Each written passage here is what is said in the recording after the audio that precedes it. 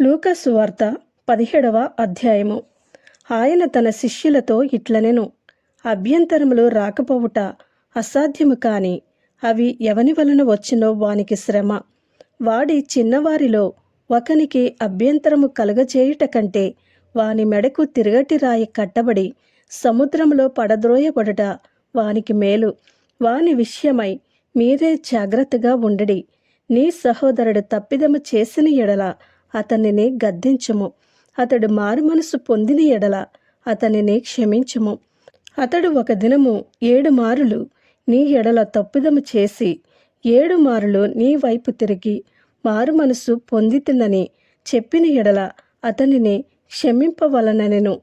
అపోస్తలులు మా విశ్వాసము వృద్ధి పొందించుమని ప్రభువుతో చెప్పగా, ప్రభువు, మీరు ఆవగింజంత విశ్వాసము గలవారైతే ఈ కంబలి చెట్టును చూచి నీవు వేళ్లతో కూడా పెళ్లగింపబడి సముద్రములో నాటబడుమని చెప్పునప్పుడు అది మీకు లోపడను.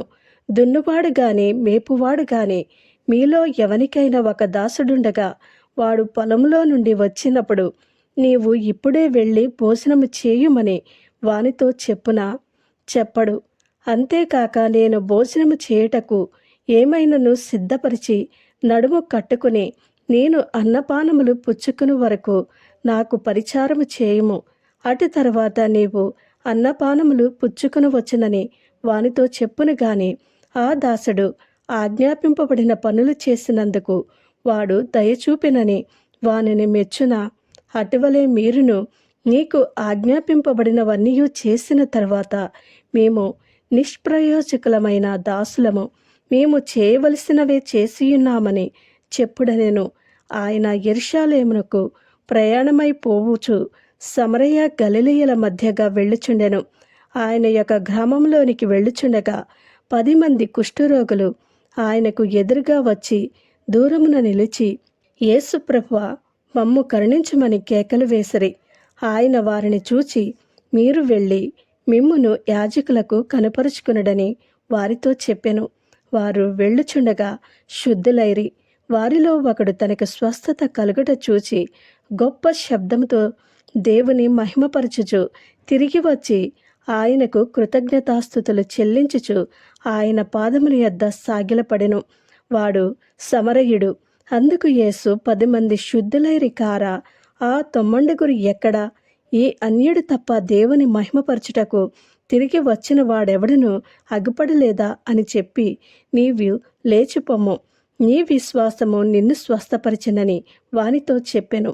దేవుని రాజ్యం ఎప్పుడు వచ్చునని పరిసయ్యులు ఆయనను అడిగినప్పుడు ఆయన, దేవుని రాజ్యము ప్రత్యక్షముగా రాదు, ఎందుకనగా ఇదిగో దేవుని రాజ్యము మీ మధ్యనే ఉన్నది కనుక ఇదిగో ఇక్కడనని అదిగో అక్కడని చెప్ప వీలుపడదని వారికి ఉత్తరమిచ్చెను. మరియు ఆయన తన శిష్యులతో ఇట్లనెను, మనుష్య కుమారుని దినములలో ఒక దినము చూడవలెనని మీరు కోరు దినములు వచ్చును కాని మీరు ఆ దినమును చూడరు.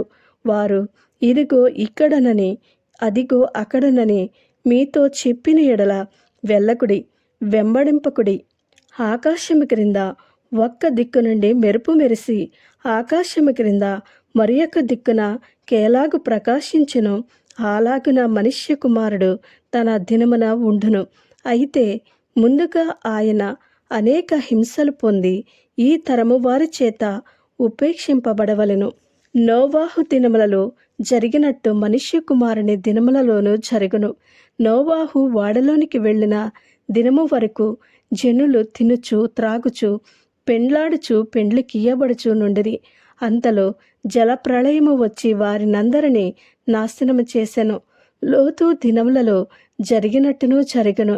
జనులు తినుచు త్రాగుచు కొనుచు అమ్ముచు వారు నాటుచు ఇండ్లు కట్టుచూ నుండిరి.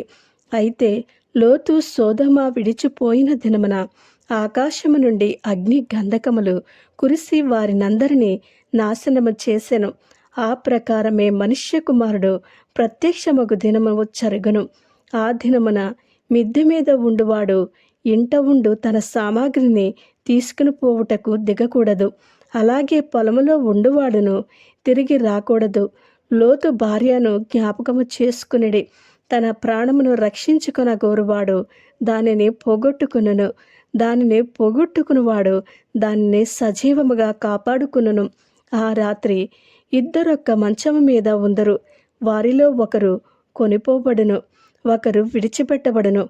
ఇద్దరు స్త్రీలు ఒక్క తిరగలి విసురుచుందరు. ఒకతే కొనిపోబడును, ఒకతే విడిచిపెట్టబడుననెను. శిష్యులు, ప్రభువా, ఇది ఎక్కడ జరుగునని ఆయనను అడిగినందుకు ఆయన, పీనుగు ఎక్కడ ఉన్నదో అక్కడ గెద్దలను పోగవునని వారితో చెప్పెను. ఆమేన్.